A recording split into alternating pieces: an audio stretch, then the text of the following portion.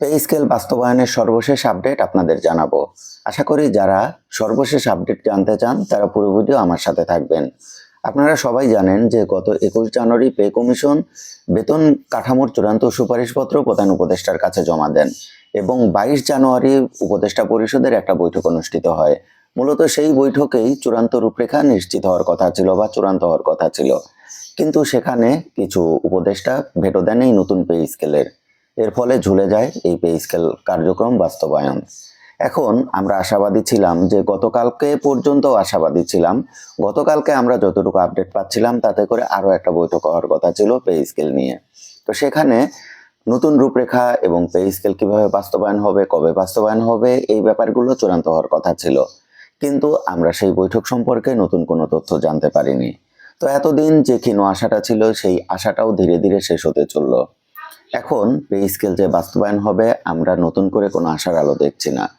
আমাদের সম্ভাবনা ছিল গতকালকে পর্যন্ত, কিন্তু গতকাল পর্যন্ত আমরা ভালো কোনো নিউজ পাইনি। সুতরাং আপনাদেরকে আমার তরফ থেকে অপারগতা প্রকাশ করছি, পে স্কেল বাস্তবায়ন নিয়ে আমি আর পজিটিভ কোনো নিউজ আপনাদের দিতে পারছি না। পরিশেষে মনে হচ্ছে এইভাবে পে স্কেলটা বাস্তবায়ন হবে না। পে স্কেলের গেজেট বাস্তবায়ন করতে হলে হয়তোবা ভিন্ন পন্থা অবলম্বন করতে হবে।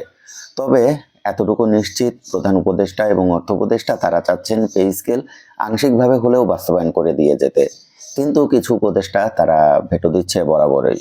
এখন আমার প্রশ্ন, এই যে পে কমিশন গঠন করা হচ্ছে, পে কমিশন তাদের রিপোর্ট দিবে, এটা তো একদিনে হয়নি। অসংখ্য নিউজ হয়েছে, অসংখ্য বৈঠক হয়েছে, 184টা বৈঠক হয়েছে। তাহলে কি সেই উপদেষ্টা পরিষদ বা সেই উপদেষ্টারা জানতেন না যে পে কমিশন গঠন করা হয়েছে, তারা নতুন করে একটা বেতন কাঠামো সুপারিশ করবে?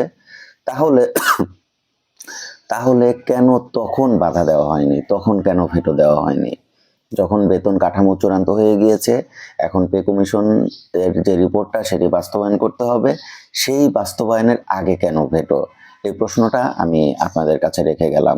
তাহলে এই যে পে কমিশন বাস্তবায়ন নিয়ে যে খরচটা হলো, যে জনগণের, দেশের জনগণের অর্থই তো খরচ হলো, সেই খরচের দায়ভারটা কে নেবে?